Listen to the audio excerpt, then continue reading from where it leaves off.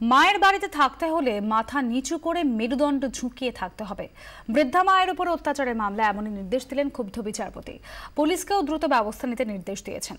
ছেলে পুত্রবধূর নিত্য অত্যাচারে ঘরছাড়া বৃদ্ধা দ্বারস্থ হন আদালতের। বৃদ্ধ বাবা মা মানেই যেন বোঝা, নিজের বাড়ি নিজের ঘর।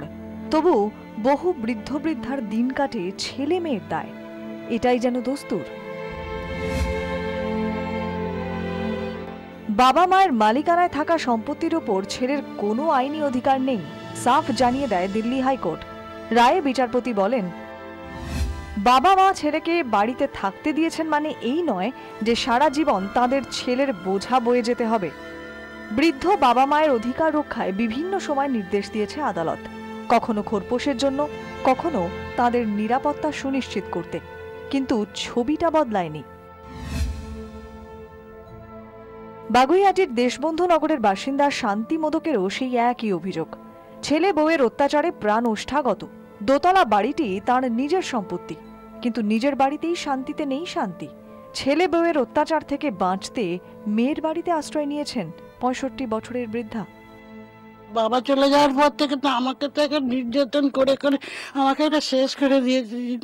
আমি আর মেরে ফেলতে পারে, আসলে একা থাকি, বলা যায় না। বউ আমার ডেঞ্জারাস বউ, বলা মেরে ফেলে দিতেও পারে। বৃদ্ধার অভিযোগ, পুলিশের কাছে বহুবার গেলেও তারা কোনো সুরাহা করেনি। বাধ্য হয়ে আদালতের দ্বারস্থ হন। মামলা গড়ায় হাইকোর্টে। মায়ের প্রতি ছেলের দুর্ব্যবহারে ক্ষুব্ধ বিচারপতি জয়মাল্য বাগচি ছেলেকে তীব্র ভর্ৎসনা করে বলেন, মায়ের বাড়িতে থাকতে গেলে মাথা নিচু করে থাকতে হবে, মেরুদণ্ড ঝুঁকিয়ে থাকতে হবে। মাকে ভালোবাসো, সম্পত্তিতে মাথা গলানোর চেষ্টা করো না। হাইকোর্টের নির্দেশে আশার আলো দেখছেন বৃদ্ধা মা। রায় দিয়েছেন উন্নতি, আমি একটু আশার আলো দেখতে পাচ্ছি। অসুস্থ হলাম, যাতে তাড়াতাড়ি কিছু একটা হয়ে যায়। আমি যেন একটু শান্তি চাই, যে আর কিচ্ছু না। তবে এখনো কোনো অভিযোগ মানতে নারাজ ছেলের বউ। আমি ওনাকে বাড়ি করে দিইনি, ঠিক আছে? উনি স্বইচ্ছায় চলে গেছেন, এখানে নিজের গেটে তালা দিয়ে গেছেন। মেয়ে শ্বশুর বাড়ি থেকে ওরা ইন্সপায়ার করেছে। হ্যাঁ, এবার উনি মেয়ের প্রতি একটু দুর্বল। আমার ভবিষ্যৎটা কেন নষ্ট করা হলো? আমাকে কেন মিথ্যে কথা বলে, তার ছেলের রোজগার ক টাকা ছিল যখন বিয়ে দিয়েছে, মিথ্যে কথা বলে পেপারে কেন অ্যাড দিয়ে বিয়ে দিয়েছিল?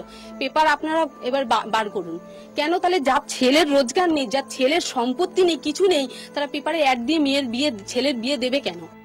একাধিকবার একাধিক রাজ্যের আদালত, এমনকি সুপ্রিম কোর্টও এই প্রবীণ নাগরিকদের সুরক্ষার জন্য বারবার বিভিন্ন ধরনের পর্যবেক্ষণ করেছে। কিন্তু তারপরেও শান্তিদেবীর মতো ঘটনা ঘটেই চলেছে। কবে পাবেন এরা শান্তি? 24 ঘন্টার জন্য ক্যামেরায় কমল জানার সঙ্গে শ্রাবন্তী সাহা, কলকাতা।